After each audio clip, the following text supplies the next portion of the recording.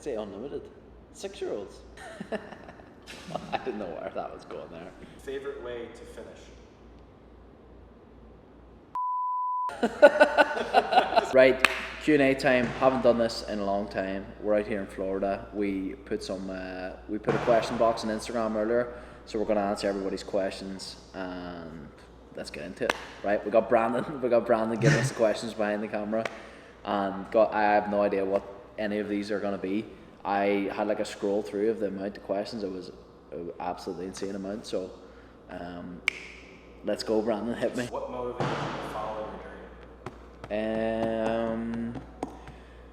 So whenever I made my professional debut, that is whenever I was like, oh, okay, I'm actually really good at this. And around the same time, Conor McGregor was having his rise, so it was like, okay, I could probably make a career out of my actual dream.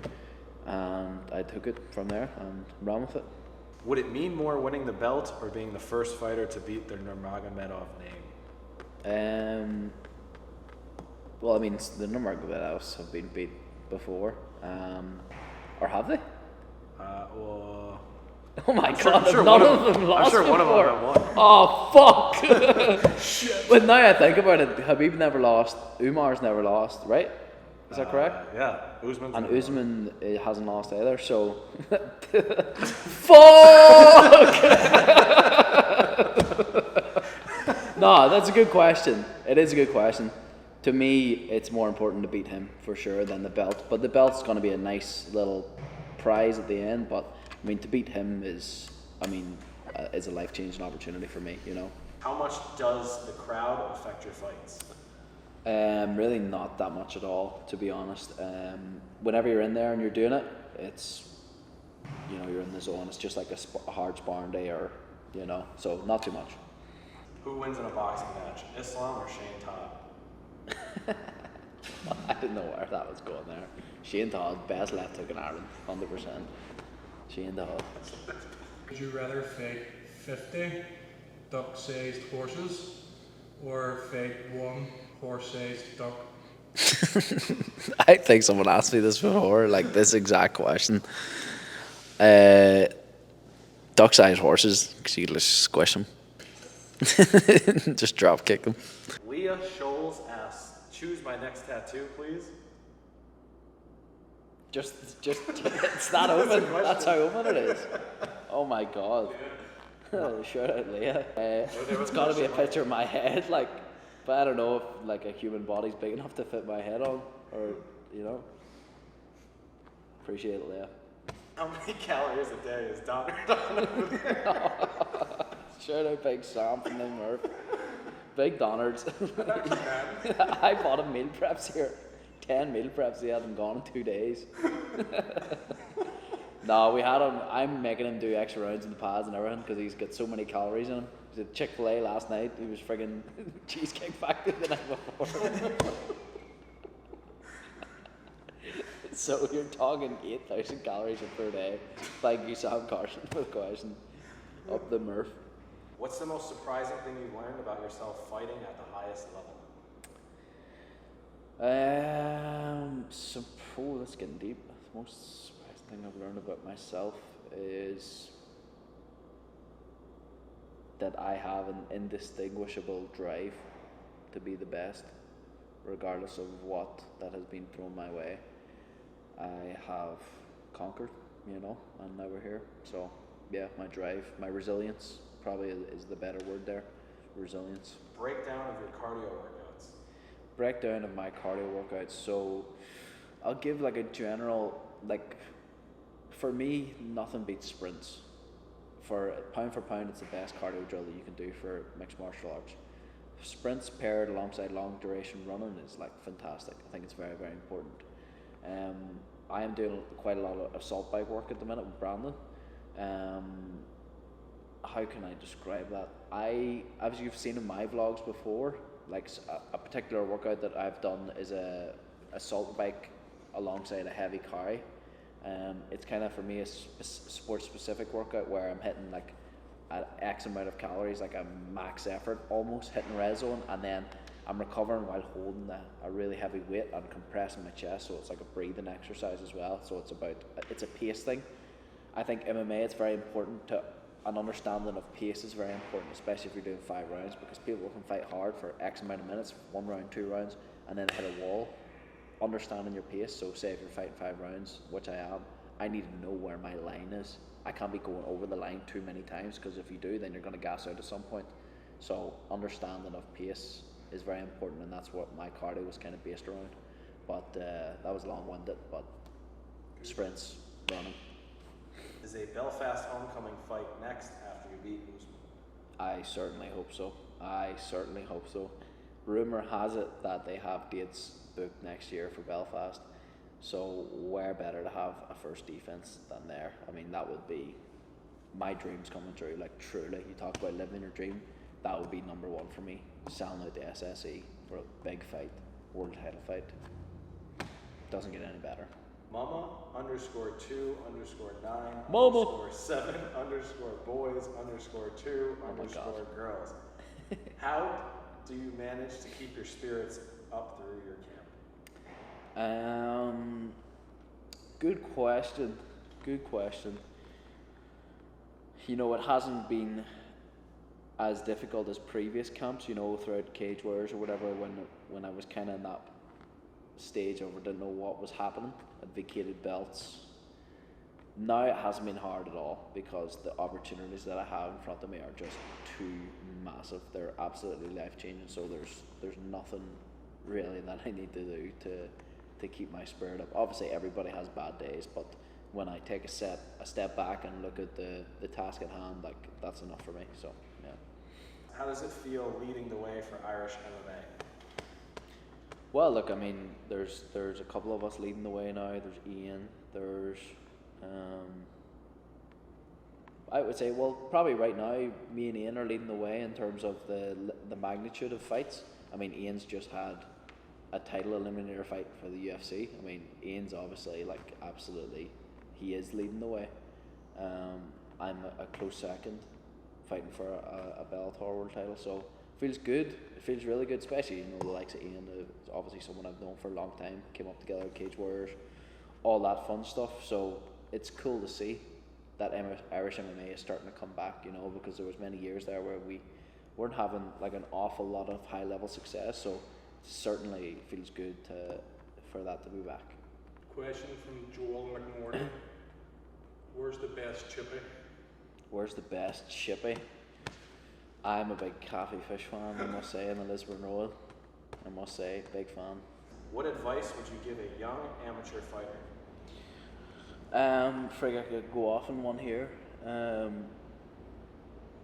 Well, the advice would depend on what they want. You know, if they want to make a career out of this sport, then one thing I tell amateurs is this: it literally has to be everything. It has to be your entire being is predicated or dedicated to having success in the sport. Every decision you must make in life must have with orientation in mind of becoming the best in the world.